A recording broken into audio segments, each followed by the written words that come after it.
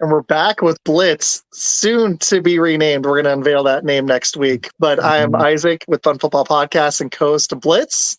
We've got awesome guests here and my dad. But before we get going, Med, my co-host and buddy, how are you doing, dude? Man, I'm doing great. I'm just living an American dream right now in the state of patriotism that we got to exude yesterday. So nice. Yeah, it's been an interesting week for sure. That's for sure. And obviously, host of Shots. Are you? What are you guys doing this week with on Thursday? Tomorrow? We got a full slate going on tomorrow. We'll be doing a little buy and sell. One of the questions that we'll be having is Anthony Richardson a NFL starting quarterback? We will be also talking a little bit about Dennis Allen, of course, getting canned. The fact that I called him the first person that I thought was going to be canned this year as a head coach.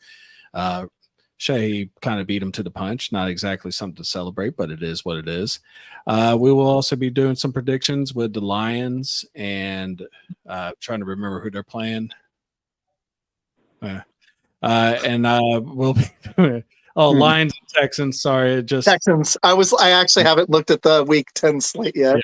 I start my prep on that tomorrow. But the Steelers and Commanders and a few other teams. Also looking at the Alabama LSU game that's coming up. Very cool. And then I got my dad here to add some context. We're going to tell our story of how we started fantasy football. Dad, how you doing really quick? I'm doing all right. Just a little tired, but thanks for having me on. I appreciate it. Thank you for joining from work, man. I appreciate you. Seriously. I know you've had a busy day. No problem. You got called like 4 times while we were talking earlier. I'm sorry, man. Seriously. I appreciate you. I'm going to see him in a couple of weeks. I'll be in Arizona a little over 2 weeks. All right. Yeah. And we got Yeah, that's going to be great. And we got Larry Schechter, Scott King, who I want to do another show with Med. Med wasn't available for that one. He was one of my favorite guests, and he highly, highly recommended you. He's like, go talk to Larry.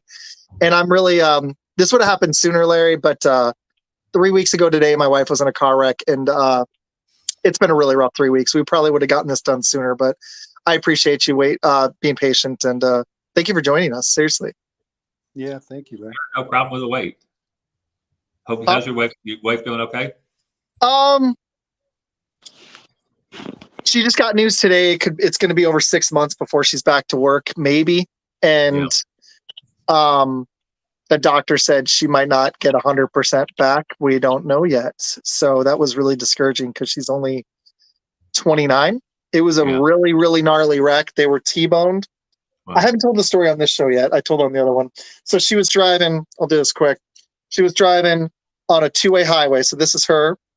And it wasn't from the other side. It wasn't head on. She was stopping to turn left. And the guy from behind, being impatient, was passing cars and on the left. And as she was turning, because she waited this way, she was turning onto the street and got T-boned from behind. My stepdaughter, her daughter was in the car with her. She's only 5. Thank God she was okay, like completely okay. But my wife, the impact hit her like in the front of the car. It was a Ford Focus and a truck hit it. And it was in the front of the car and it smashed her leg. It was, I don't know if you actively watch football still, I'm guessing yes, but it was the same type of injury in the same break, even the same direction as Aiden Hutchinson. She broke it like it was just the opposite direction. It was to the right instead of left. So her tibia and fibula snapped. The bone was coming out in her leg. And that's the thing that's going to be, it's going to take the most time to heal. She had a broken wrist too and some ribs and a lot of swelling. She's still in a lot of pain, but she's here. It's just been a life changer, So that's why like last week I was like, I don't think I did my Friday show, but I wasn't she was still at the rehab spot last week, but she's home. And the best thing, Larry, Med, and my dad, is that she made it home for, she fought like crazy to make it home for trick-or-treating and was in a scooter, but we had a Halloween we'll never forget. So that was pretty cool. So yeah. So thank you. I appreciate it. I'm sorry that we didn't do it last week, but I'm here. I'm ready to go. And that's life stuff right there for everybody because we hadn't said this show. It's been a crazy 3 weeks, that's for sure. But all right. So Larry, before we get going with all this funness, can you please tell people about your book and about you? The floor is yours, sir. All right. Well, I've played fantasy sports for 30 some years. and I know some of the people that got the league started. Some of the people that were like pioneers in the business, and yet I haven't known. You try to pull it up? Yeah, I got you. I got you. How this Go all ahead. started. Like I look around at the fantasy sports industry, and I look at, like, some people had ideas years ago for games, and now it's turned into this worldwide craze with millions and millions of people playing all over the world, everything from Mhm. fantasy football to fantasy cricket, fantasy Iditarod, fantasy wakeboarding. And I looked and I said, how did this all happen? And nobody has ever written a book about the history of fantasy sports. Nobody knows how it happens. Some people have some ideas, but that's why I got the idea for the book. So I started out. It was a little over 2 years ago. I'm going to write the history of fantasy sports. Who did what happened when, tell the whole story. As I started researching and I did massive research. I interviewed dozens and dozens of people. It ended up being a full-time job for 18 months. I had no idea what I was getting into. But when I started, I would hear stories or read stories that were really interesting. Like, oh my God, this is fascinating. Or, oh my God, this is so freaking funny. Or, oh my God, this is bringing me to tears, this story. And so I realized, if I just write the history of fantasy sports, I'll get the job done, but it'll also come off as a pretty boring research paper. But instead, I'm going to tell the stories that I'm hearing about the people and what they did that are fascinating, and that will get the job done with the history, but it'll also be more interesting instead of like a boring research paper. And that's how it turned out. And it turned out better than I ever could have imagined. If you go to Amazon, that's where the most reviews are. People say it's fascinating, it's easy to read, they love it. The reviews are fantastic. And I knew it was going to be great as I got into it. I heard these stories like, oh my God, this book is going to be great. Because I said it was 18 months. I thought I could knock it out in 3 or 4 months. And it turned into this job that, like, it was a pain in the ass. All this work is so long. But I kept hearing these stories like, this is going to be great. This is going to be great. This is going to be great. I got to finish this. Yeah, and taking on writing a book that basically covers the entire history of fantasy sports. I mean, it's just one of those things where you kind of look at it and you're like, okay, well, most of us just really play one or two sports, usually like fantasy football or fantasy baseball. You went all the way back to like the Stratomatic and everything that you covered in the first thing. And I was like, okay, I didn't expect this. I haven't been able to get all the way through as much of the book that I wanted to. But from what I've read so far, it was very fascinating how you were able to actually pull up all this knowledge. And, I could only imagine if it takes me 2 to 4 hours easy to do stuff from my show, let alone Blitz as well. I can only imagine, like you said, it took you 8 months. And I was like, sitting there, I was like, no, 18 months. 18 months? 18 months. Oh, yeah, 18 months. 18 months, like full time. Year and a half. That is dedication. That's so, impressive. That was, between the research, researching, Googling article after article after article, talking, interviewing dozens and dozens of people, mostly over Zoom, and then of course writing everything, and then editing.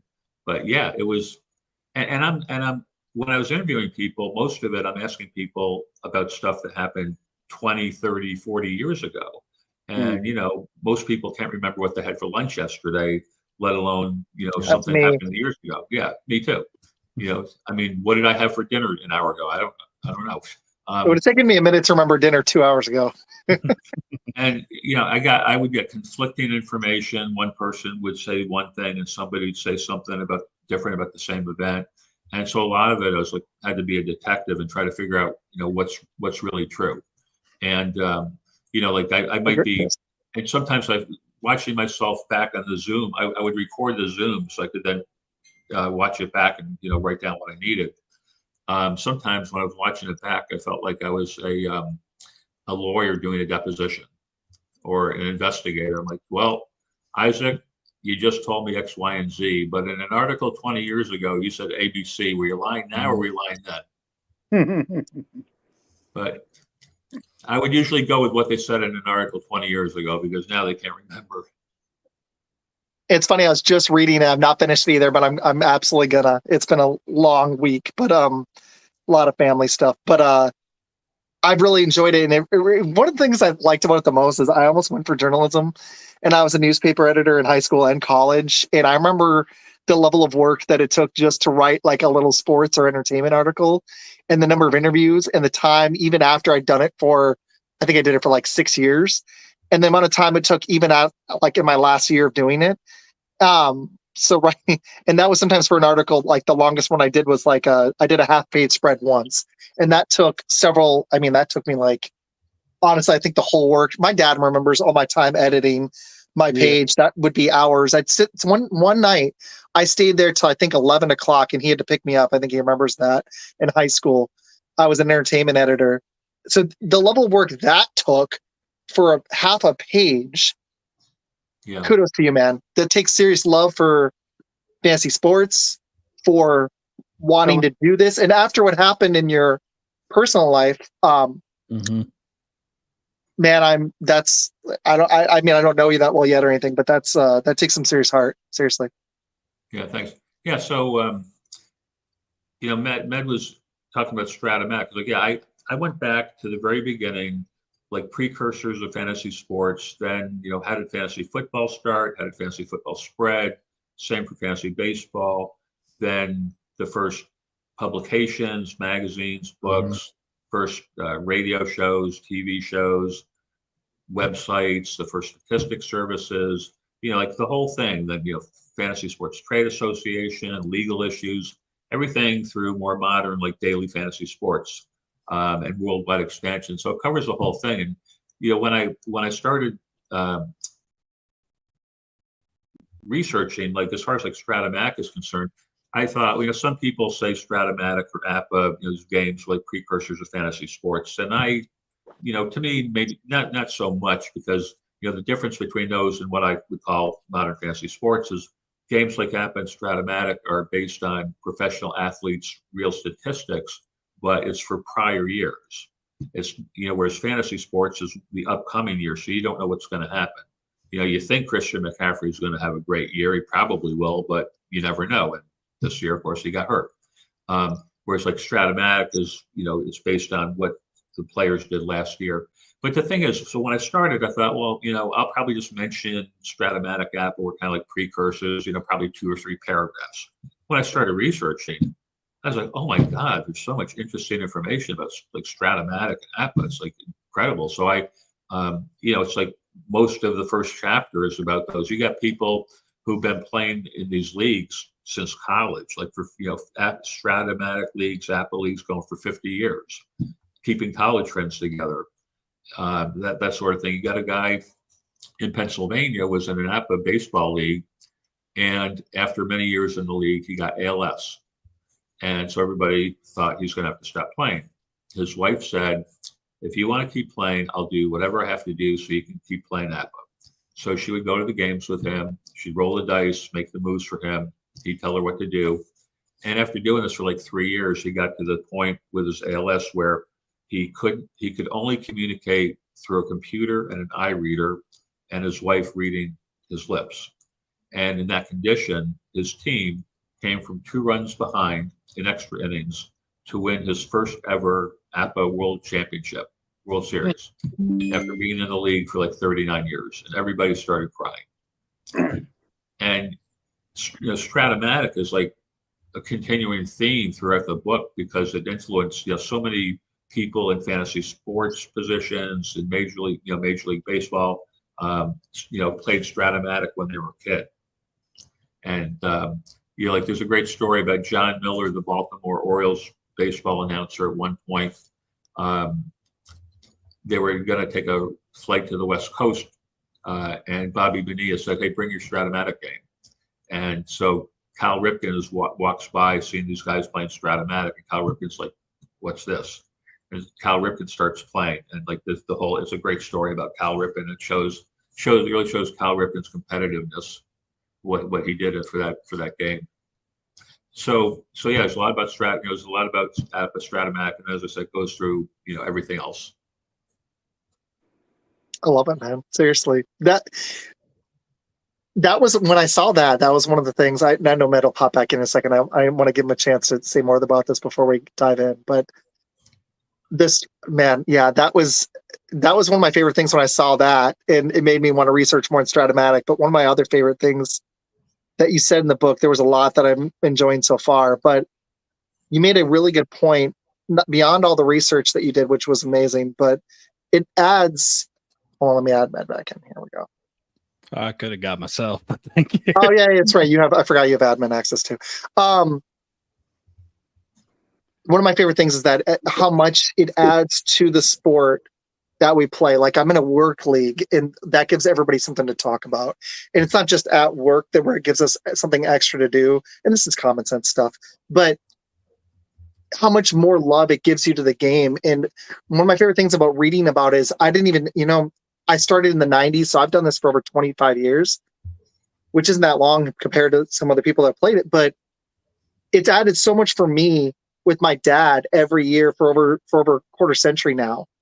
And how much it's added to other people's lives. I really appreciate that you've added so much history, because it's my longest standing hobby in my life, and knowing more about the history of it. I love that you wrote it, because like you said, fantasy added something for people. It added something extra. It's like going to, it's your analogy. It's like going to the movies and having popcorn. Fantasy adds more love to the sport, but there was no book about the history of it. So you added something that wasn't out there, and that's awesome. Yeah. Seriously. Yeah, and that's what the people that I'm writing about in the book, that's the common theme, is these are people, way back when it started, that they liked fantasy, and they would see a need for something that didn't exist, so they would do it. Like for example, Ian Allen and Bruce Taylor were college students at the University of Washington years ago and they got into fantasy football, and they're like, this is great. And Bruce Taylor was given a college an assignment for a course. The assignment was basically come up with some idea for like a product or service or something, and kind of write out a plan of what you would do. And so he got the idea of Fantasy Football Magazine, because it's like there's no information for fantasy football. Let's start a magazine. So that was his idea for the college project, and he got Ian Allen, his friend, to help him. And then after the college project, they were like, you know what? Let's really do this. Let's launch it. So these college students launched a magazine, which became Fantasy Football Index, which is still going now after like 30 years or whatever. It quickly became one of the largest fantasy football magazines. It still is one of the largest fantasy football magazines. And, then when computers started to, become a thing, there were people that, early computer people that would look and say, well, we could do this for fantasy sports. The commissioners take hours and hours every week entering all the lineup changes and doing all the statistics by hand. We can do this new thing called a computer. We can do that a lot more easy. So they started statistics services. And, then, people would write books because no books existed, and game ideas for games, and then daily fantasy sports. So it's like a lot of entrepreneurs who saw a need for something that didn't exist, or maybe it existed, but they thought they could do better.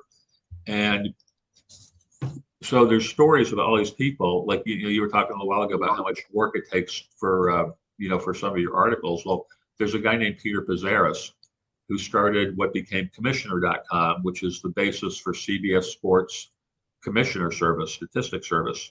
Even to this day, it's still the basis for it. And when they launched it, they had very little time. They got the idea for this and thought, this is a great idea, let's do it. But they didn't have a whole lot of time to get the whole thing created. And this guy worked 23-hour days. Him and his partner, Mike, they were in Manhattan in a building that really should have been condemned. Like no hot water, no heat. They would like sleep by their computer, leave the computer on all night and sleep by it because like the only source of heat they had. Occasionally they'd have a mouse run over them. And in these conditions, this guy worked like 23-hour days. And he said, I know you're not going to believe it, but it's true. I really worked literally 23 hours a day, and I would go eat a Whopper for food. And they launched Commissioner.com, which ended up becoming this huge thing. They made millions of dollars. So just like story after story after story about people who did stuff like this. And, when you're talking about that, a lot of people don't realize is that back in those days, they didn't have the internet. They basically literally would have like little hotlines that they would call in and be like, hey, who's the trade and everything like that. And they literally just played through the mail.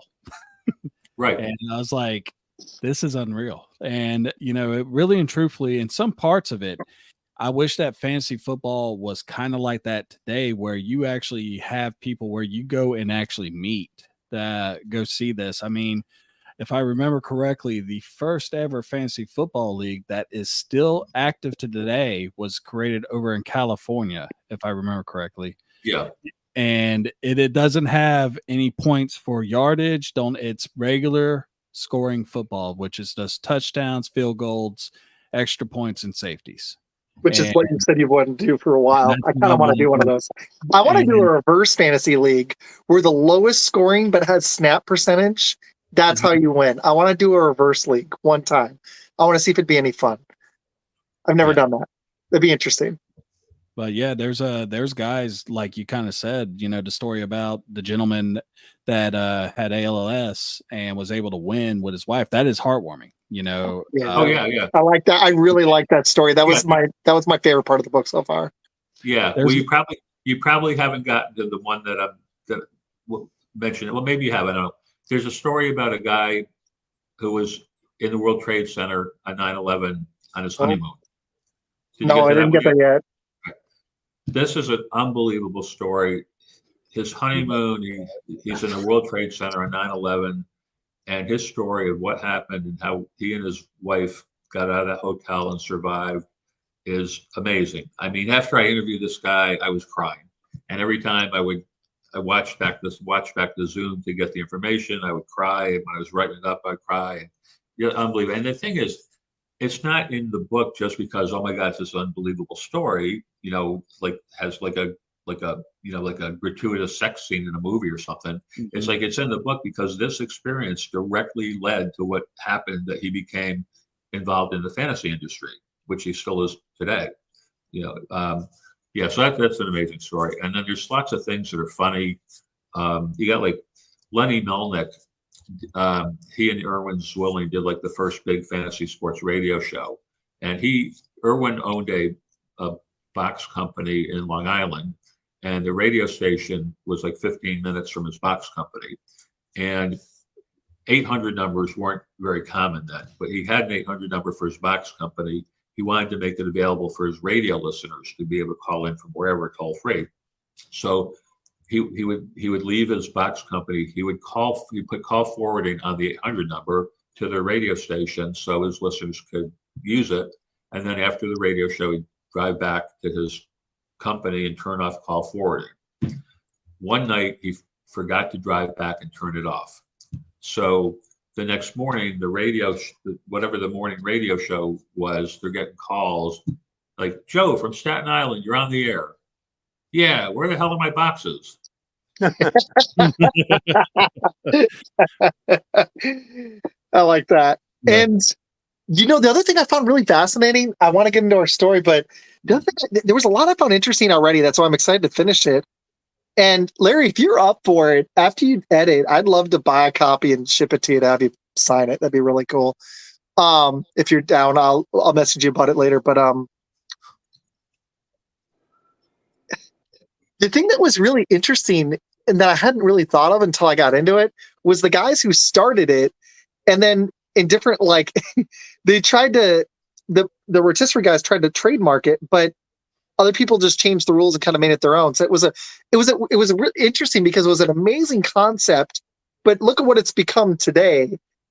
But now, like you said, it's a multi-billion-dollar industry, but it wasn't something that they could just make just their own and keep it their own. That was something that I found really interesting about some of the creators of whichever one you're talking about, football, baseball, whatever. That was kind of that was something I should have anticipated, but I just found really intriguing the more I read about it. Mm-hmm. The guys who started, who are primarily credited with starting rotisserie baseball, they trademarked the name rotisserie baseball, and they tried to make some money off of it. But people would quickly realize there's really nothing to copyright. There's all you got to do is change the name. That's why it started as rotisserie baseball, and then it turned into fantasy baseball, because people would just change the name so they didn't have to pay these guys a fee for really nothing. Yeah. Yep. Exactly. No, like it wasn't that difficult. So no, man. I got to say, I'm excited to finish it, but the level of work you put into this, and it's commendable. It's very commendable. And it's really cool because it's something that so many people do. Like Barack Obama, you said that in the book, he did it as he was, about to become president. But the number of people that play fantasy, and like Med said, he got to do a couple of these this year, but me and my dad in the 90s, we did it in Michigan. We'll get into the full story in a second here, but we did it in the 90s in Michigan on paper. And then in New Mexico, I've done drafts in person. In Arizona, I've done drafts in person. And that was before it really took off with the internet. And seeing how fantasy has transitioned, I've started doing new format leagues this year, and there's new ones being created all the time. So yeah, man, I appreciate that you did this. I really do. And I hope more people read it and go check it out. Seriously, it's absolutely worth it. I'll be dropping a review. I want to finish it, and I'm going to be dropping a review. So yeah. Everybody who likes fantasy sports will love the book. If you like fantasy sports, you got to read it. So buy it now.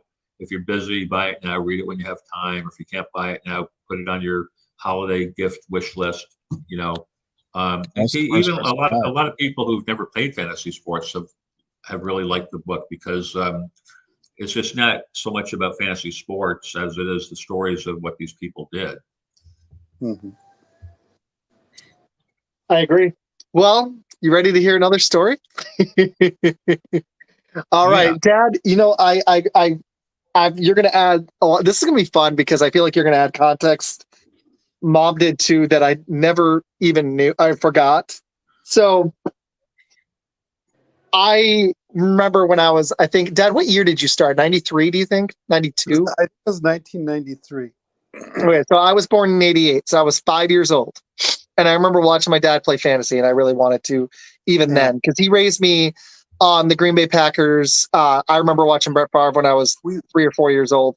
I don't remember which game it was, but I remember watching him and Jordan when I was a baby. So he raised me on the Packers. We lived in the Upper Peninsula of Michigan by Marquette, is the town that's named Ishpeming. I lived there until the end of the 90s. Sorry, Dad. Now you go ahead. Go ahead.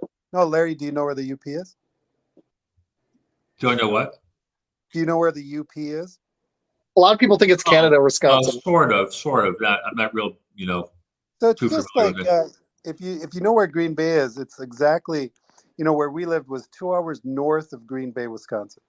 Yeah, sure. So it's in the there's an Upper Peninsula of Michigan. So we grew up there until the end of the 90s. So I played up there for a couple of years with them, and I think we continued it even after we lived in Arizona. But anyways, I remember watching my dad do this when I was like 5, and I wanted to play because it looked like so much fun, and I loved football already, and I started studying stats as a 6, 7-year-old in first grade, right after he started. And I wanted to do it, but he was like, no, you need to be a little bit older before you start playing fantasy football. So he wanted me to be a little bit older. So I'll let him jump in a second here, but when my birthday's in April, they lied about my birthday 2 months before. And so I could do a paper route to earn the money. And it was freezing up there, obviously. So this was in February. They lied about my birthday so I could start earning the money early because the draft was in August. So it gave me 6 months to earn tips and do my paper route in the snow and then through the summertime, which was nice. But I worked it for 6 months. He bought his way in like everybody else. Yeah. They wanted to be fair about it. What was the entry fee, Dad? Was it 100 or 150? Oh, it was just 100. Okay, so the entry fee was 100. And if I'm getting this right, it was a 28-man league, right? 2 divisions of 14 or 2 conferences of 14. What had happened was we originally started it out to kind of mimic the NFL at the time. So we started an NFC conference.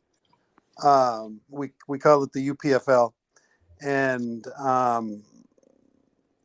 there were 14 teams. It was a 14-team league, and I believe at the time there were 14 teams in each NFL conference, if I'm remembering right. But I think that's right. and then we had the idea that we were going to try to do it very much like the NFL. So we wanted to do a Super Bowl.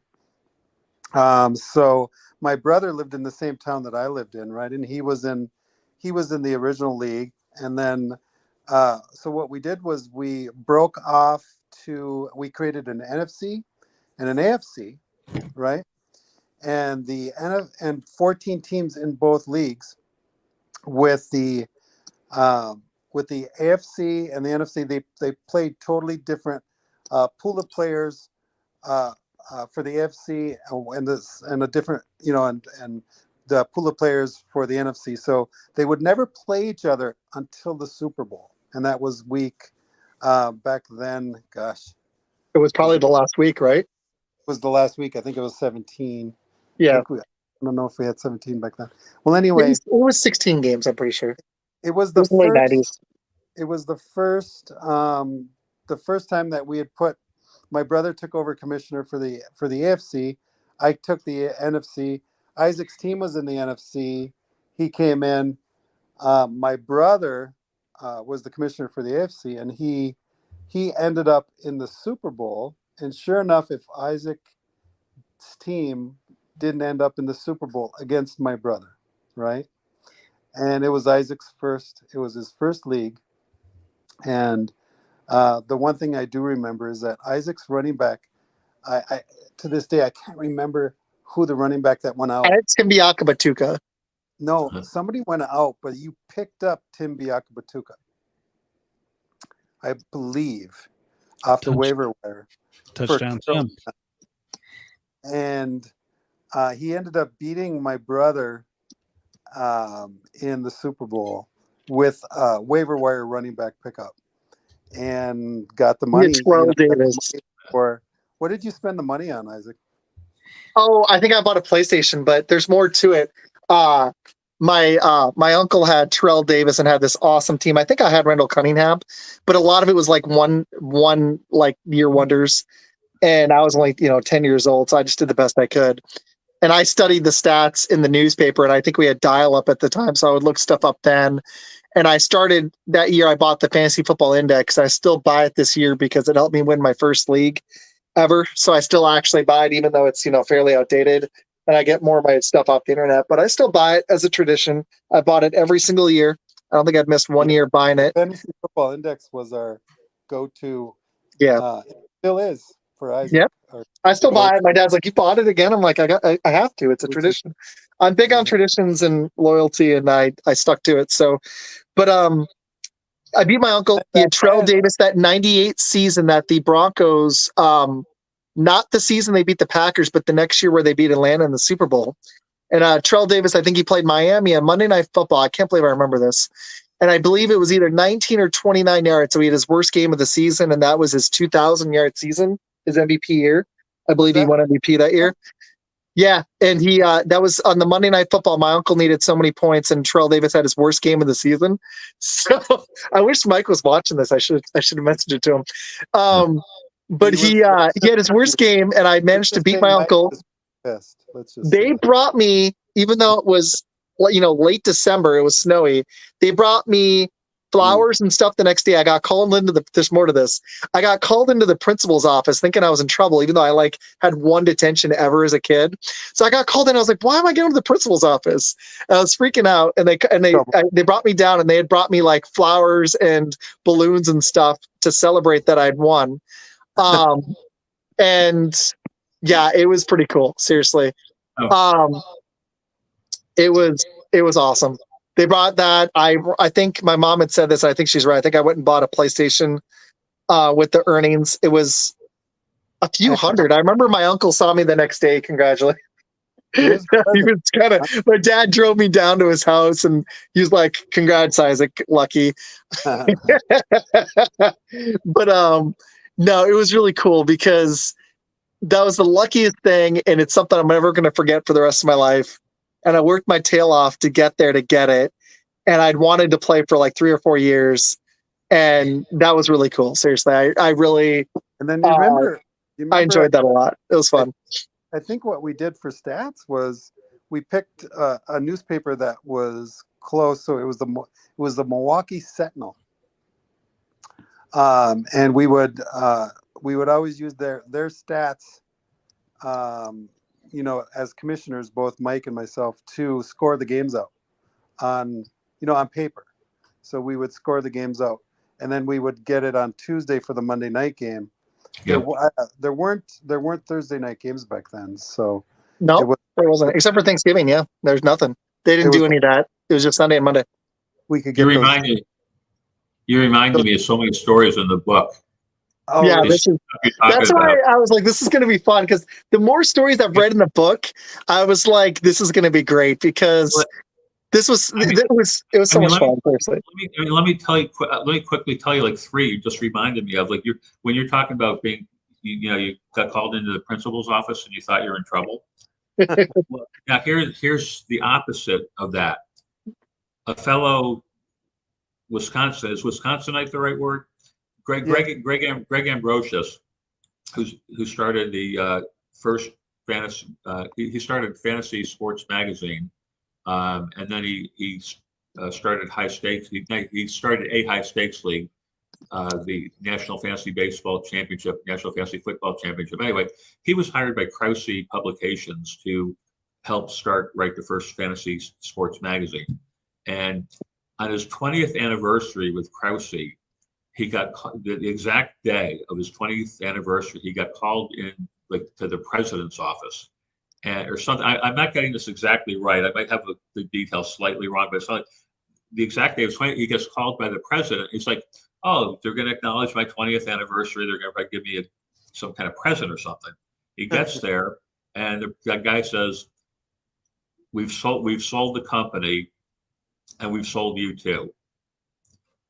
And Greg's like, you can sell a person? He's like, "Yeah, we can." Wow. And then and the other one you reminded me of, when you're talking about getting the Monday night game, you had to wait for the Tuesday morning. There's a guy, Bill Pullman, who started one of the first publications. The first fantasy football league he ever got into, when it got to the last week of the season, there was a Sunday night game.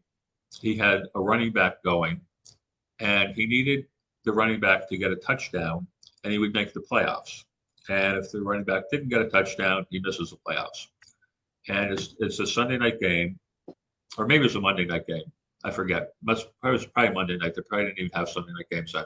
So Monday night game, Tuesday he goes to work, and because you can't get the results. So Tuesday morning he goes to work. He picks up a newspaper outside work, goes into his office building, goes into the bathroom, goes and sits down in the stall. He's flipping through the paper, and he gets to the box score, and he sees this guy scored a touchdown. And he's like, "Yes, yes, yes." See, that's awesome. I like that. And he gets up. A minute later, he gets out of the stall, and there are 3 guys standing there staring at him. That's funny. Larry, I love that you included those. I really do. You know what's funny is I think my dad let me stay up for most of the Monday night game, but I don't remember, and I might be remembering this wrong. I'm trying to remember as much of the story as I can, but I don't think I knew if I won, and I went to school the next day not knowing. And I think they checked me out a little early, and then my dad, him and his brother have a rivalry. I love it. He drove him by. He's like, "Izac, we're going to brag." So we drove by in the snow, and my uncle chuckled because he thought it was pretty humorous. He's very competitive too, but I think losing to a 10-year-old kind of sucked, but he knew how excited I was about it and that I'd done the paper out for Yep. seriously 6 months, and I continued to do it for another year. That was the same year I remember delivering the paper out and finding out it wasn't him. My mom made me go to bed before Jordan shot, and I woke up the next day, game 6, found out that Jordan hit a game winner with 5.6 seconds left. In the Mining Journal, that was the paper that I delivered for, and they're still active to this day. Awesome newspaper too, but so they came and told me I wasn't sure if I'd won. I knew I had a good chance because he was having a terrible game. I can't remember how many points my uncle needed. I think he just needed like 8 or 9. So he either needed like 80 yards or just a touchdown. It wasn't like for Terrell Davis, like you said earlier, it wasn't that much that he needed. This was Terrell Davis's magnum opus. It was his great season. So yeah. I was the commissioner, and it was a different thing being a commissioner back then, right? So Yeah. one of the things we did was we did point spreads, and when people called in on, when they would call in their lineups or call in for a trade, or normally their lineups, they had to call their lineups in by a certain time. I would let them know like what the point spread on the game is, so we would actually put point spreads on the game, right? And Izac was a prohibited underdog in that Super Bowl. My dad does a ranking system every year. He's done it since, and he goes and ranks the teams, all of them. And I think he ranked me like out of 14. I think he ranked me like 13th. However, However, in the Super Bowl, you had lost two of your best starters. Yeah, I did. I remember that. I don't remember who they were, but yeah. You had just to pick up a free agent. And in a 14-team league, that's not as easy because there's a lot of players that are gone. Mm-hmm. But another thing that I remember too is that doing the draft, it was something that it was as a bigger event. You know what I mean? And for the original, and then years later, we would rent out, or we would ask work to use the conference room, or one year we used the local VFW, and they would allow us to come in at a certain time, and all of the guys would show up, and they had their own little areas, and we had a big bulletin board, and I would run the draft, and it was pretty. There were some very specific rules, right? Guys had to call out their players. If they didn't call out their player in time, they lost their draft pick, and you went to the end of the round. And we had to, and it was very strictly timed. And it was an event, and people just, we got together and we did that. And one of the things, one of our friends from the original league, one of my friends, and Izac knows him, his name is Kurt. He moved. Oh yeah, we still talk to him. He moved to New Mexico. After he got his master's in social work, he went to New Mexico, and he called me up and he said, "Tom, I want to start a league down here, the New Mexico, PFL or whatever. I want to start a league, but I need you to come and do the draft for me," right? So for 2 years, we took our vacation in early August and went to New Mexico with the family, and we would do the draft in New Mexico for them as well. So for several years when we lived in Phoenix, we did it for like 5. I think we went for 4 or 5 years. I remember going to Albuquerque, New Mexico in August. Oh yeah, we did it several times. It was great. Right, but when I was talking about when we. Oh yeah. No, that's true. Yep. They wanted me to run the draft, because running the draft was kind of a skill, right? It was different. I got a couple of the names. I got one of the names. I think I might have the other ones, but I had Muhsin Muhammad. I think he played for the Carolina Panthers. He was one of my players that broke out for me. Yeah, I'm trying to remember the other names that I had. It was some guys that like really only came on for one season. It was like guys that you didn't want to draft in 1999, but in 1998 they were great. I think I might have had Rakib Ismail as well. I'm pretty sure I did. Those are 2 of the receivers. That sounds familiar. I'm pretty sure those were two of the receivers I had. And then Timbiaka Batuka at running back. And I know I had the quarterback was the only guy you've heard of for more than a season. I'm pretty sure it was Randall Cunningham. So yeah. But my dad's right. I had a couple injuries. So my uncle was super confident he was just gonna destroy me. And then I got lucky. So yeah. He was pissed. He thought he was gonna get the trophy. Back then they would, everybody would call in their lineups. There wasn't, and it was a rotary phone. Yeah. We didn't have a cell phone or anything, so people would be trying to call and be busy. They just keep calling, so I'd be on the phone for an hour straight, just writing lineups down.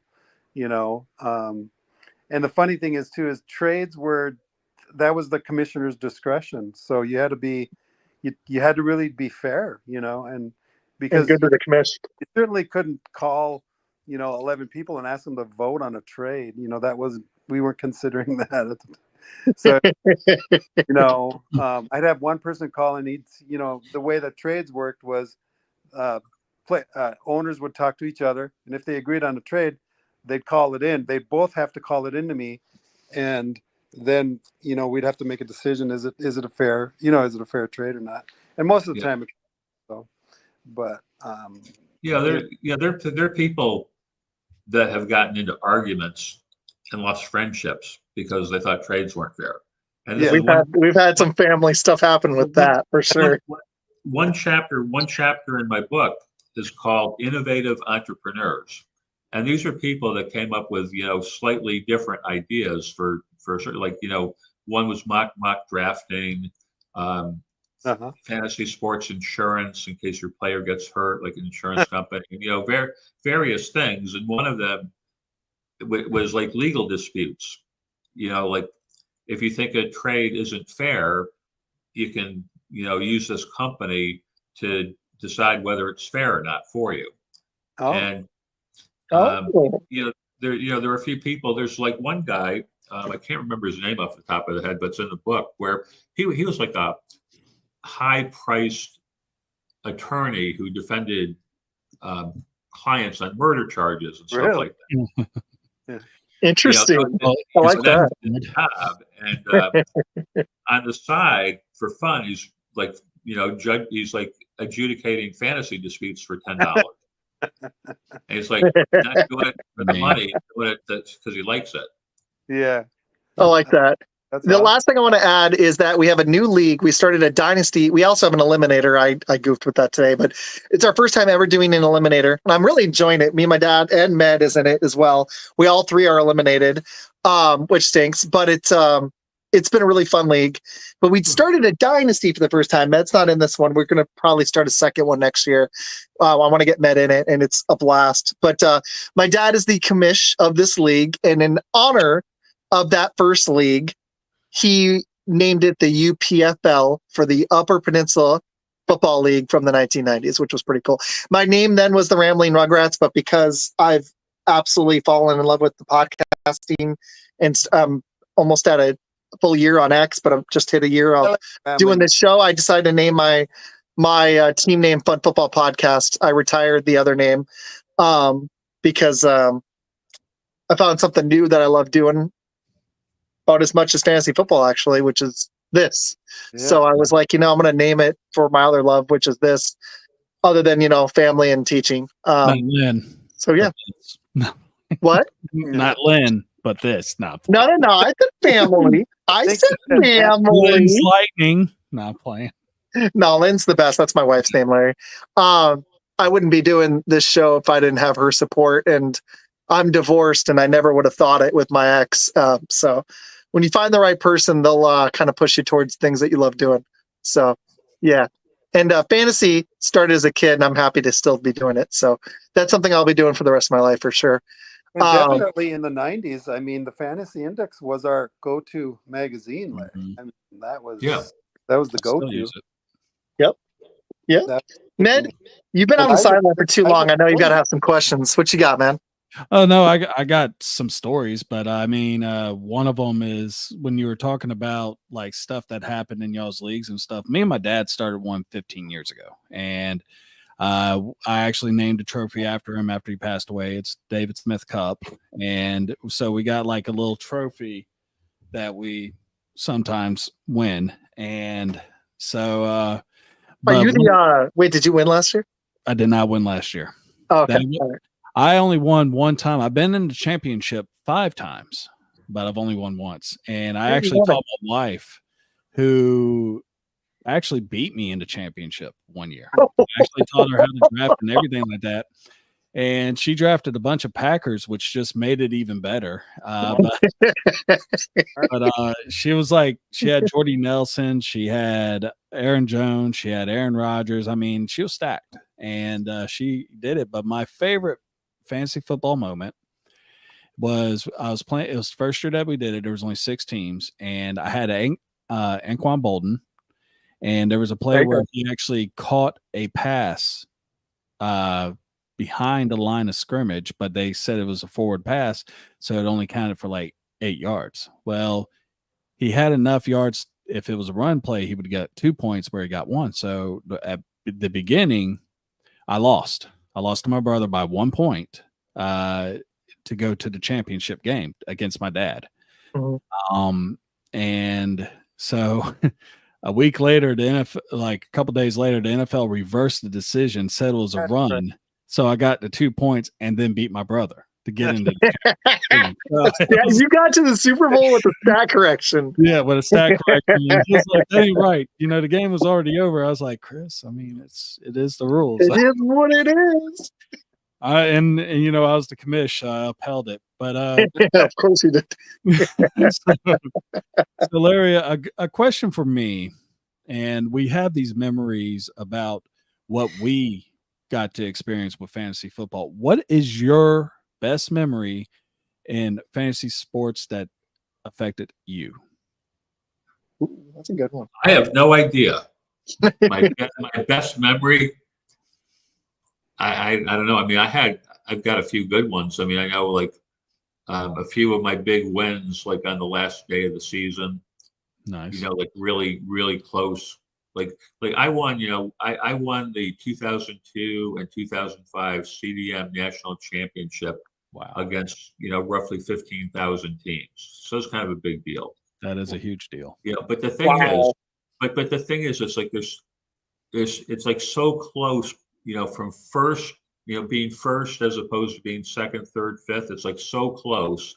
It's just kind of like luck, you know, that I finished first instead of being like third or something. And yeah, I remember there's been some like last day of the season, really, really close stuff. Just pull out a win by half a point or something like that. But I don't have one particular memory. I can remember some bad things, like that's usually what we remember.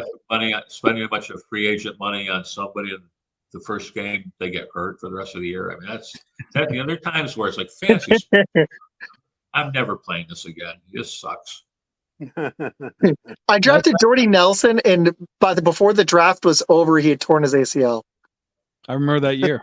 That sucks. I was so mad. The draft was like 2.5 hours, maybe, a little over that. He had torn his ACL before the draft was over. I was like, all right, this is going to be a good year. I love this. Very cool. Yeah, the only player I could think of where I regretted it, I thought it was such a smooth move, was when Toby Gerhart went from the Vikings to the Jacksonville Jaguars, and I just thought he was going to explode like Adrian Peterson, because when he played for the Vikings, he was pretty damn good, and then when he went to Jacksonville, he pretty much sucked, and it was just like, you know, he was supposed to be the bell cow, he was supposed to be all that, and it just did not happen. I got one for you, Larry. Go for it. Are you going to write any more books? What are your future plans? I'm not going to write anymore. Okay. I don't blame you. That's a massive ordeal. I think you're not, but I just wanted to know. I'll tell you what, I mean, you know, I spent 18 months of full time on this. The thing is, after it was done, I've been spending pretty much full time, you know, getting it published and now trying to promote it. Because if I don't, you know, let people know about it, nobody's going to. So it's kind of like still a full-time job. So I'll be doing this for a long time. And since you just brought up Adrian Peterson, I got to mention this. I know you're a Bears fan. And you brought up Adrian Peterson, so I got to tell you a little thing here. In my book, 300 sub pages about the history of fantasy sports, everything, the entire history of fantasy sports. Why in the hell would I mention Adrian Peterson of the Chicago Bears, not the good Adrian Peterson, The one from Georgia Southerner, but the one from the Bears, the backup running back for the Bears? Not only once is he mentioned in the book, he's mentioned twice. Wow. That's an interesting little tidbit. The thing is, when I believe, if I remember, if I remember correctly, it was John Hansen, big Sirius XM radio football guy. He one of the first fantasy football shows, they booked Adrian Peterson as a guest, and once they started talking to him, they realized they didn't book the right Adrian Peterson. I heard about They this. thought they had the Vikings star running back, but they had the backup Bears running back. So that was my. And then the other time he's mentioned, James Sarah ran one of the first statistic services, websites with like live statistics and stuff. And back then, obviously the technology was new and everything, but it was working pretty well. But one day the system kind of crashed for 45 minutes.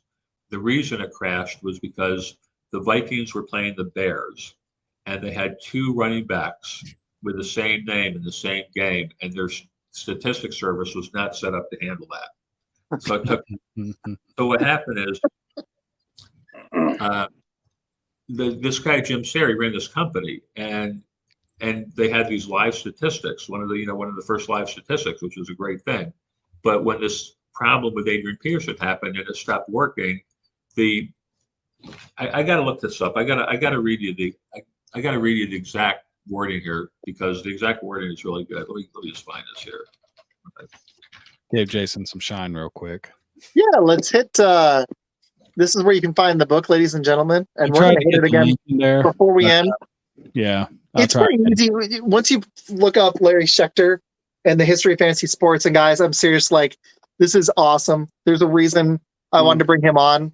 The first author, but it's a really cool book, and I think this is the most excited I've been about one of these shows in a long time. Honestly, it might have been my most excited because I was going to get to tell the story with my dad and do it with Med, and then bring Larry on. And Scott, Med wasn't there. Seriously, Scott King, man, he was freaking awesome. So he talked to me after the show and during about you so much. I was like, this is going to be great. So yeah, man. Yes.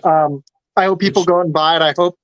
I hope everybody checks it out. Seriously, because the way I see it is, if you're into fantasy football and you're even remotely into history at all, this is for you. Seriously. Definitely. Yeah, it's Scott Engel, by the way. You think his Twitter name is Scotty the King, but Scott Engel, who's Scott Engel. You're right. I'm so used to seeing Scott King. You're right. I'm sorry, Scott Engel. He was great. He was. Yeah. It was really fun. The person I had him on with too, because he was applying. The other guy was applying to. I think it was Sleeper and Rotoballer, and they were having a conversation with that. It was great. So sorry, Larry, your go. Yeah, so the book's available on Amazon and most booksellers' websites, ebook and paperback. And if you go to Amazon, that's where you see lots of reviews and lots of details of the book. But this other Adrian Peterson story. So here's the story about the 45-minute delay that Jim Serra told me about. So when the delay started, emails started coming from dozens and dozens of his clients. They started with, just to let you know, the stats haven't updated in a few minutes. Then they started getting angry. The stats haven't updated. What's wrong with you people? Eventually, they escalated from, I want a partial refund, to I want a full refund, to I'm going to sue you. After 30 minutes, it was, I'm going to start a class action lawsuit. And then I think you should fire everybody. I hope you get cancer. I hope all your family gets cancer. Wow.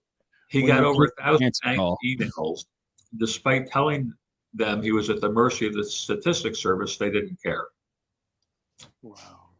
And that's actually when he knew he couldn't do this anymore. He did, it was actually like the joy and upset of running this company. That was like, it got to be too much, too much stress for him. Yeah. And I understand that completely because Yeah. when I was commissioner of football of my league for 14 years, the one year I did not take it over was there was one, my dad passed away after our fourth season. And he previously, I consider him like the Vince Lombardi of our league because he won the first two championships.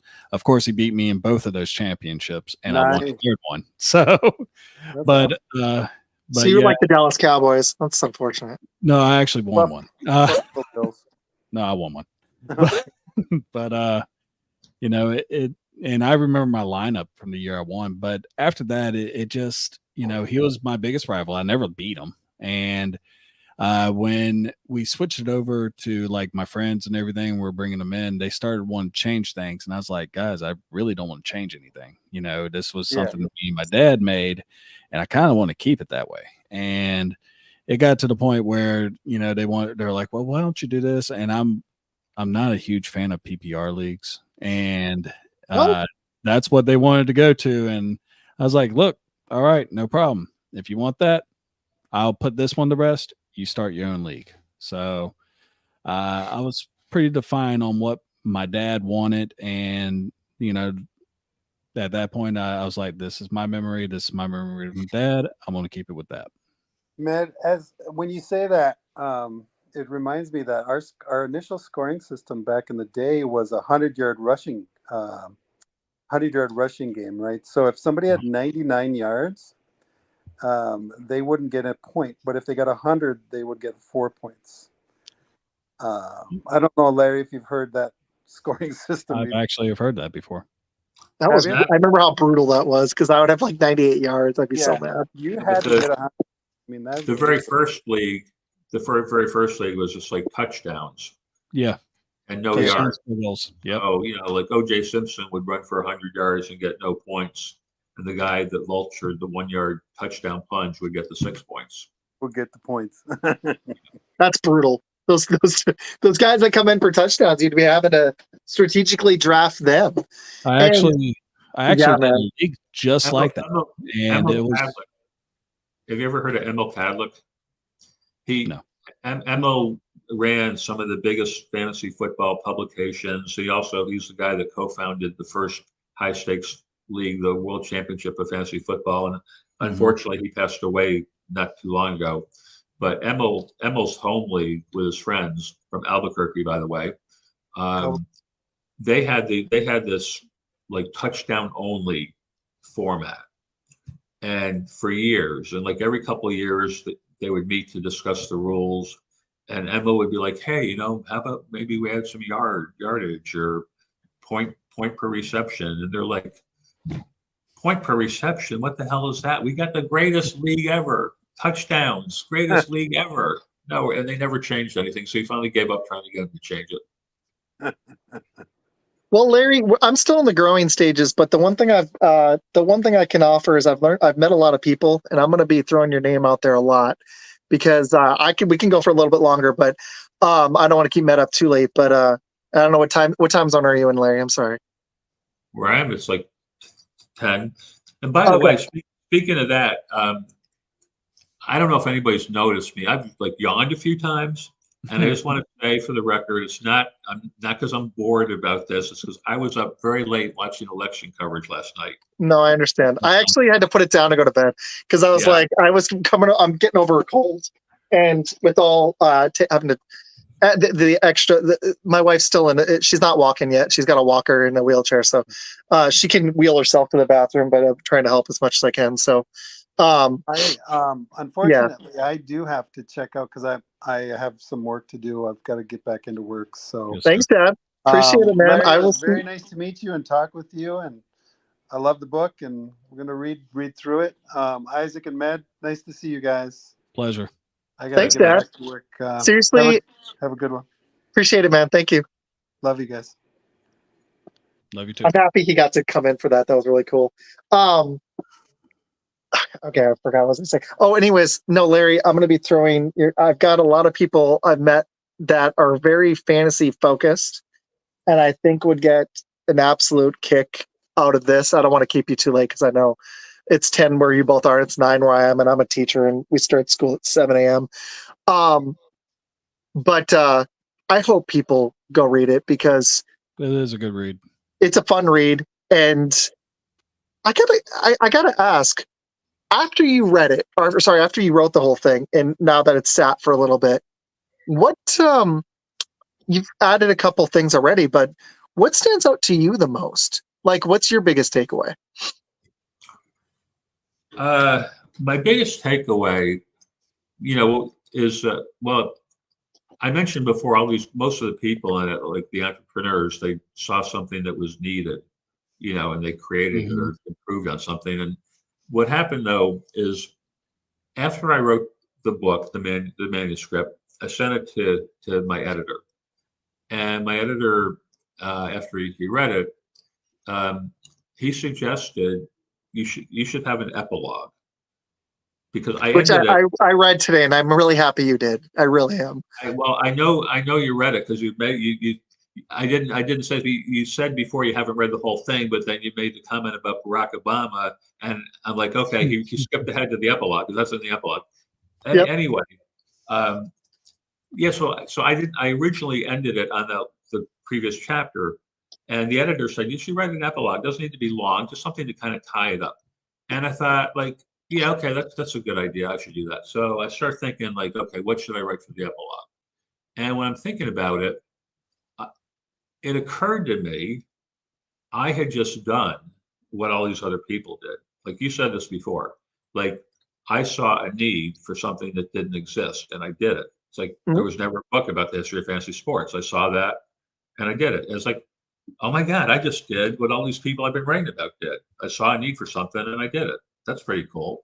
But the other thing that really stood out, reflecting on it, is that fantasy sports are freaking great. Yeah, they really are. People love it. You got it brings coworkers together, fathers and sons, which we've just talked about here. You got your father and dad, Matt is talking about his dad, mothers and daughters, fathers and daughters. I mean, coworkers, college friends, it brings people together. You got a draft in a fantasy football draft in Las Vegas where you got a plumber sitting next to the CEO of a Fortune 500 company, and the two of them are talking like they're best buddies, and so it's like, it's great. Fantasy sports are great. That's what really stood out. And the thing about Barack Obama that's funny, that the story, but what I mentioned in the book, Barack Obama played fantasy sports. He played fantasy football while running for president. He played fantasy football. And that's just like a little interesting tidbit that I had. I had some various interesting tidbits. Some of them made it into the book, and some of them didn't. And that was like a little tidbit that I had. I really liked that. I really wanted to get that in somewhere.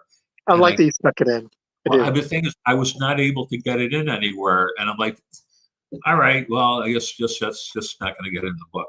But then when the idea about writing an epilogue came up, and I started, thinking about the epilogue and writing the epilogue, is, oh, perfect. This is the perfect spot. I can get it in after all.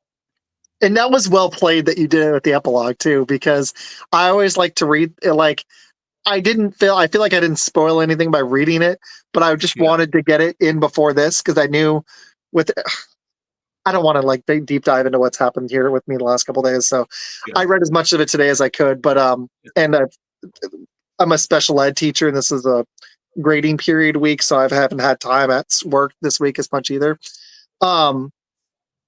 But I love that you snuck that in because it was really cool to just catch that, because I'd heard that previously, but it threw it back in my brain, and it was really well played. So I really did. I like that a lot.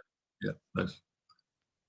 And also, I want to say thank you, because doing this show, I almost went for broadcasting when instead of teaching, even though I love teaching, but and that's why I meant like this is my second hobby love earlier, Matt. But but we've had a band on, we've had some really cool guests on, and I'm honored that you our first author on, and I'm really honored that you're adding the story to the book. That is super cool. I can't wait to read that. That's going to be cool because that'll also be like a first for me as well. And I just really appreciate it. Seriously. Thank you. This was awesome. Right. Thank you. Thank you. Yeah. Matt, do you have any other questions for him? No, and also congratulations on being a cancer survivor. I mean, we actually just my wife and I 2 weeks ago we went down to I can't pronounce it Florida, correct, but over in Florida. Yeah, I was going to say the town name, but it's like Amelia Island, and it's not that one, but it's off of there. But anyway, we just did Pledge to Pink, which actually does research money into breast cancer. But all in all, man, congratulations on doing that. Well, hopefully it was actually a heart attack. Oh, snap. You were saying that, I was trying to remember. I was like, I feel like it was something. It wasn't that. Sorry. People are going to hear this and go, I didn't know Larry had cancer. Sorry. I first of all, thank you. Thank you. But thank you for surviving your heart attack. My dad it was a heart attack and kidney failure. It was a heart attack and kidney failure. But thank you. That was a big enough recovery. That was as good as recovering from cancer, I'm sure. And to do all this afterwards, you were like, I'm going to accomplish my dream. That man, that's inspiring. That's inspiring, and that's so commendable, dude. I know we just met, but proud of you, and that's awesome. Seriously. So yeah, and I hope more people read the book, and I love that you did the same thing that you were talking about, like you said earlier. You people feel the need, and that was what the whole beginning of the book is about. Is how people saw a need for something, and it's crazy how big it's branched and how fast it grew. Even though people at first some made fun of them, and then other people were like, "Wait, can I get in this league? Can I get the rules?" They were calling in, "Hey, can you tell us the rules?" And some were cool about it, and some were like, "No, we're going to try to keep it."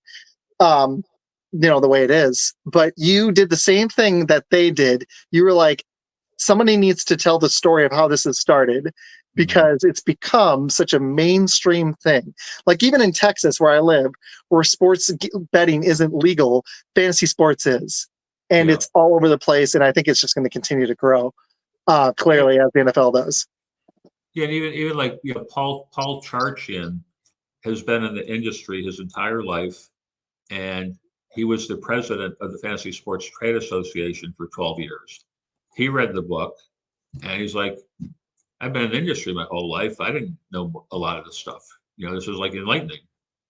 That's what's really cool about it, is like you added so much context because you did so much work and you went and got the stories. It's like when I told my dad to watch it. It's not the same, but it's like I've watched The Last Stand several times, and all those little stories in the interviews that the guys added after the fact added so much context to that Bulls run. And I know it's a silly analogy, but you did was really cool, because I think the more people that find this are going to they're just going to be in love with it, because it's adding backstory to something that everybody loves. And that's one of my favorite things about it. And I've really enjoyed getting to meet you, man. Seriously. Thank you for staying up with us. This was awesome. Okay. Appreciate it. Yeah. Next time. Thank you, Med. Med, what you got? So you really quick, let's go around. Med, remind everybody what you got coming up on Thursday. So Thursday, I'll have my buddy Seth here with Shots from the Sidelines. We'll be talking about some of the past headlines in the last week that have been kind of stirring about in the NFL. We'll be talking some games, predictions, and we'll have a buy or sell on 6 different subjects. So also going to be debuting Standing on Business, which is we'll talk about a team or player that did very well in fantasy football or just in general, and also not a good look, which is the exact opposite. So looking forward to that. Larry, cool. I am sorry that I gave you a different diagnosis than fine. Everyone's going to be happy to hear I survived cancer. Hey, I mean, there you go. Yeah, I'm going to make a prediction. Can I make a fantasy football prediction for this weekend? Go Oh yeah, you know what? I feel bad if you guys have a few minutes, we could talk. I wanted to hit some fantasy. Yeah, Larry, what you got? It may not be this weekend, but sometime between now and the end of the regular season, somebody in the NFL is going to try to imitate Saquon Barkley's backwards hurdle. The Birtle. And they're going to hurt, and they're going to get hurt. Yes, they're not going to do it. They're going to hurt themselves. I like that prediction.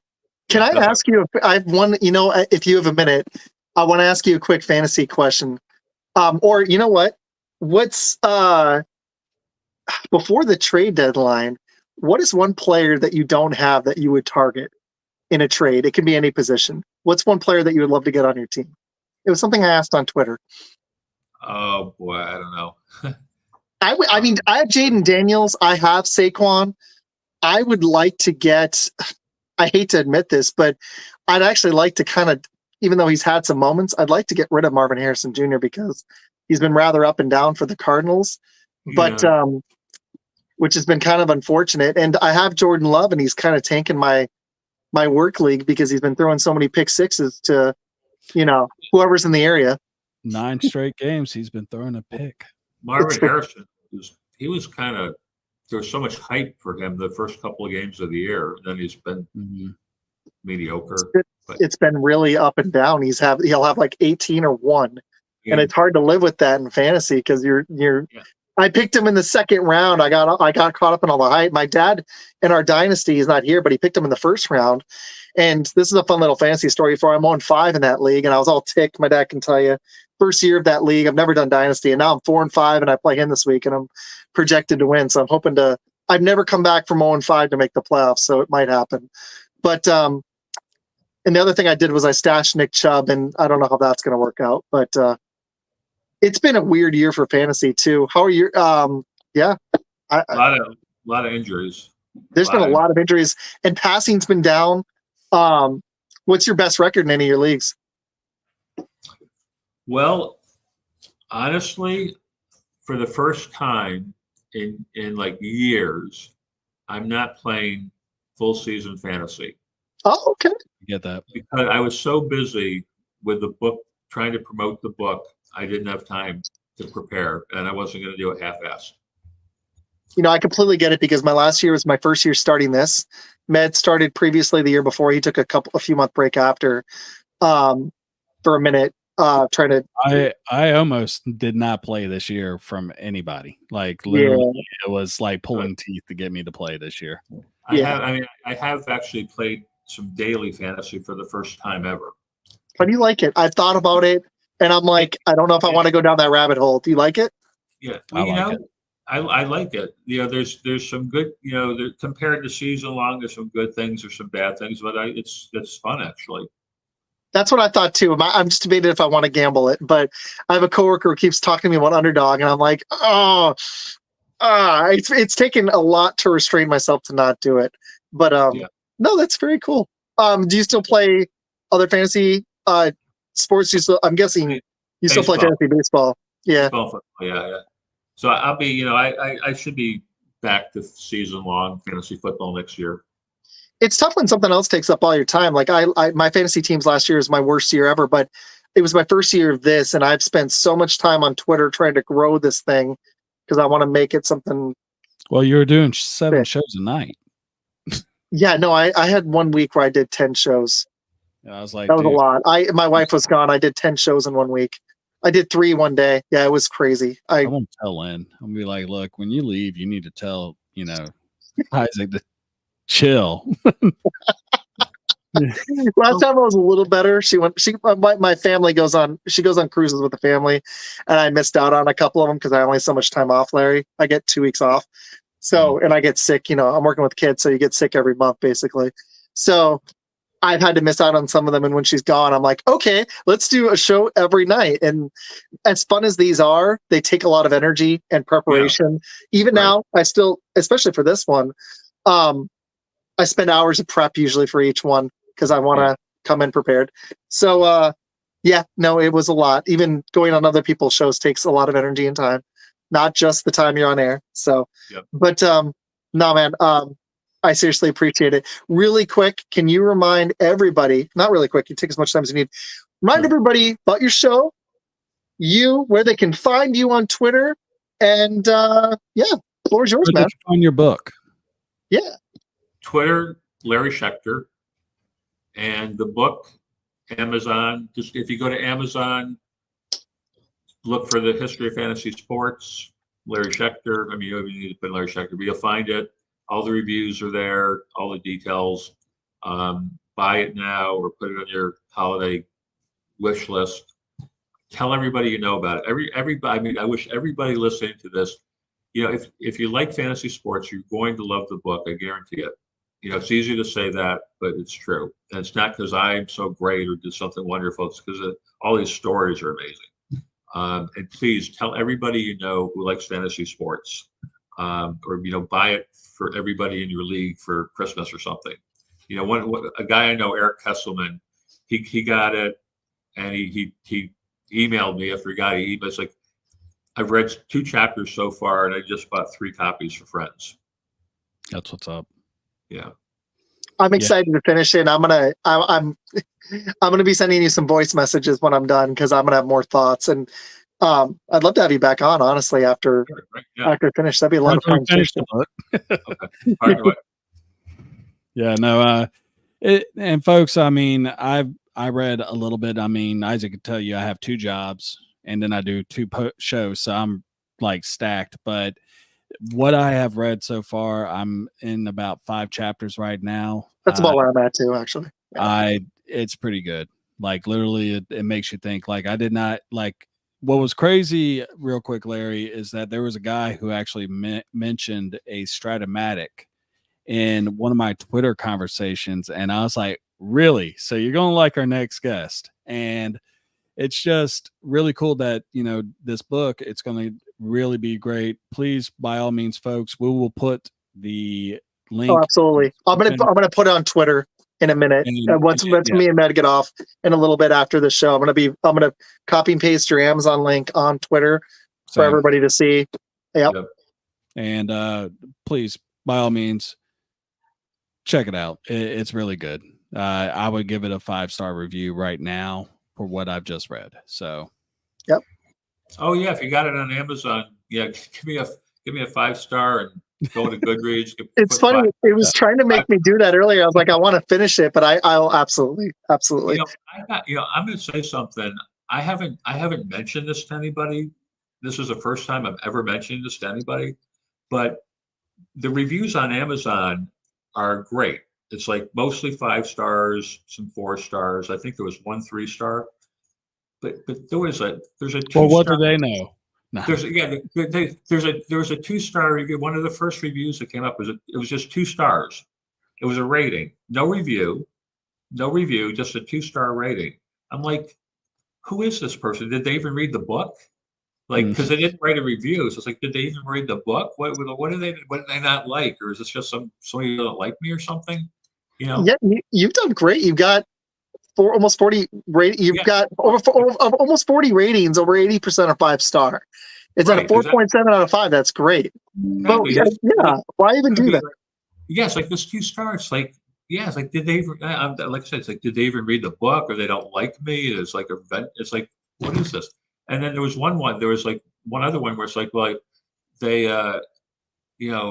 like they like fantasy books, but not like, the fantasy is a genre, not having nothing to do with fantasy sports. So they're like, oh, this is a fantasy book. It's like, no, it's not a fantasy book. It's about fantasy sports. Like, you should have figured that out before you bought it, I didn't even see the editorial reviews. I'm reading them right now, and these are great. And impressively informative, exceptional, well-organized, and presented. The history of fantasy sports and the stories of people who made it happen. Of the people who made it happen, by Larry Schechter. Simply fascinating read from start to finish. Midwest Book Review. The CBS Sports and Turner Sports one by Mark Mariana is pretty cool. What sets this book apart is its ability to bridge the gap, and this is great, between historical data and the human elements of the fantasy sports community. Schechter brings it to light brings to life the pioneers, the landmark moments, and the underlying strategies that have defined the genre. This is a must-read that captures the essence of fantasy sports with the reverence and depth it deserves. Well said, seriously. You got another ESPN guy, Tristan Cockcroft, ESPN.com senior fantasy sports writer. Larry regales us with colorful accounts, many of them direct from the source. This is a must-read for any passionate fantasy sports fan. Oh, Michael Fabiano, that's cool. Senior fantasy analyst for Sports Illustrated? Larry, the history of fantasy sports is a fun look back at how fantasy sports has grown from its infancy into the absolute monster that it is today. Man, that's glowing, dude. That's awesome. And also, you just did something great.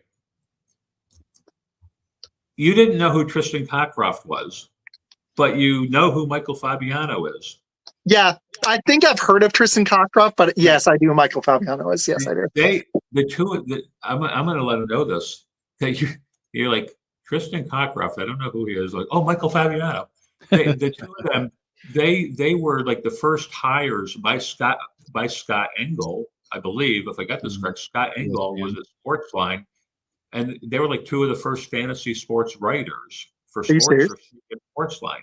And Scott Engel hired them. Scott Engel needed one writer, but they were both so good, he hired both of them. If I remember correctly, I'm pretty sure I got this right. Yeah. Wow. I'm pretty sure that's cool. Yeah. That's interesting. Wow. I need to get more background before I bring Scott back on. And maybe you can add some. Yeah. You can add some fill in some gaps there. Very cool. I like it. You're like oh, Beyonce, yeah, Beyonce, great. Like, and then Ariana Grande, Ariana who? No, I will always notice Ariana Grande, to be honest. And then in that scenario, I went to, but that was well played because that's pretty accurate. That's exactly what happened. I was like, oh, there's a name I know. But no, man, those reviews are glowing. There's more too. Yeah, and I was going to say, it says in the thing, folks, verified purchaser. If 2-star does not have that on there, that means they did not read the book. Well, that's exactly. They didn't read it. It's like, and we've gotten some clowns on here, and like Mad can tell you, and I'm just like, I don't know you. Like we've had about I don't know. We're at like almost 100 guests now. We've had one bad experience. It happens. So there's always going to be a hater, and the more popular it gets, you're going to have people that hate. But that means you're doing something right because my first book, you've got a lot of people that do like it. My first book had a review, basically said, like, this is the best book ever written on fantasy baseball strategy, just like the best thing written since the Bible. 4 stars. I'm like, if it's the best thing ever. You're like, did you not click all the way to? Like, did you sneeze when you were submitting it? Oh, it was an extra little. Drag it a little bit further to 5 stars. That's why when you see some websites or like on Google or whatever where something's got like 1,000 5-star ratings, like no other ratings. Every single one is 5 stars, like 1,000. It's got to be bullshit. Yeah, they bought and paid for it. It's like some of the some of those businesses they pay for. Because I've actually had some bad experiences in businesses, and I was like, they must have bought those reviews because there's no way they're a 4 or 5-star business. Unfortunately, it is BS. It is BS. Even if you're a great business, every single one is going to be 5 stars. Exactly. It's like I said, it's like the guy's like best thing ever written, 4 stars. Like, the guys ever written. He didn't say the best thing ever written, but with some really glowing review, like, yeah. Let's think about all the other 5-star books that was written before and after the Bible. I mean, it's the Bible. I had one last question for you, Larry. if you're cool with. I know we're at about an hour and a half. I'm sorry. We always go long with the show, especially when we have great guests like you. How awesome was it winning that contest, the fantasy contest? Can you give some backstory into that a little bit? I got to hear more about that if you're cool with it, if you got a minute. Well, it was a long time ago, and Okay. all I remember is it was, I would say, it's very cool. It was like fun. And winning it the second time was really good, obviously. And I was the first person to ever win it twice. Somebody else won it for a second time also. And you beat 7,500 teams in 2002 and over 6,000 teams in 2005. Wow. Something like that. Are you reading that, or is that? I'm reading it. Yeah. Okay. Then you got. I like to have. If I'm gonna, I like to have stuff. I just was pulling numbers out. 7,500 teams, 6,000 teams. That was a lot of teams. I think I said too many teams before, didn't I? I was thinking of how many teams that company peaked at, but that's not what I wanted. That is a lot of teams, though, man. That is massively impressive. Seriously. Well, I mean, you also survived cancer, so I mean, what can you not do? I'm doing everything. I think for my next trick, I'm gonna win. I'm gonna win a gold medal at the Olympics. Hey, there you go. Well played, Matt. That was really good. I don't know what sport yet. I got to figure out what sport. Diagnosing people differently. I love it. Maybe how about the bobsled? You guys want to push me and I'll steer the bobsled? Hey, I'm all for that. That would be an experience. That would be something. And also, Larry, you're on our last show that's going to be named this. We're about to rename it to the Cheesy Bear Show. Ned has a pretty cool logo. This is the last episode. We're going to be named Blitz. We've decided to rename it. We haven't been on to announce that yet. This is our first show back in like 3 weeks, because that's right before my wife's car wreck. It was about 3 weeks ago. So this is the last show that we're going to be named this. We're going to rename it to Cheesy Bear, and we're going to have a Packer Bear podcast next week. I'm really excited because the Packers and Bears play the following weekend. So this was really cool last show with this moniker. So yeah, this was really fun. I am Izac with Fun Football. I'll be back Friday night with Bill on my other show. We'll be doing pick'ems. I think it's just going to be me and him. We'll see how of good a mood Bill's in after that amazing Packer Lion game, where Jordan Love decided he needed to gift wrap the Lions some more points in a one-score game. You got to love it. I made a really fun video. I made a before video, Larry, and it was the best thing. It went viral on TikTok for the wrong reasons. And I'm sitting there. I'm out at lunch, waiting for my fast food to come through. Super excited. I'm like, Packers are going to beat the Lions. And I make a video. I post it about an hour and a half before the game. And then the game happens, and it's all daylight in the first video. I'm out in the car. It's bright. I got my Packer gear on. And then I make a video after that terrible game. It's all dark, and my hair is frizzled. I'm very distraught. So, yeah, that Packer Lion game was a little depressing. I wish our new quarterback was not like Brett Favre with the interceptions, but it is what it is. So, Ned enjoyed it thoroughly. Yeah, you loved it. I mean, you could sit there and talk about Arizona beating the Bears, but I mean, I'm a Bears fan. I'm used to it. So. You are. This is true. You're used to pain and misery. Yeah. Right. Yeah. The Packer Bears thing, but like Larry, we've joked it's not even a rivalry anymore because the Bears haven't won in this decade. So yeah. But Larry, thank you again, sir. Matt, anything else? No, I'm good. All right, guys. I'll be back Friday. Matt will be here Thursday. You can find me where it's on live on Facebook right now, YouTube, Twitter, Instagram, TikTok. Go get Larry's book. It'll be posted. I'm going to post it on Facebook as well. It'll be posted everywhere. And thank you, Larry. We're going to have you on again soon. Appreciate it. Okay. All right. Thanks. Thank you.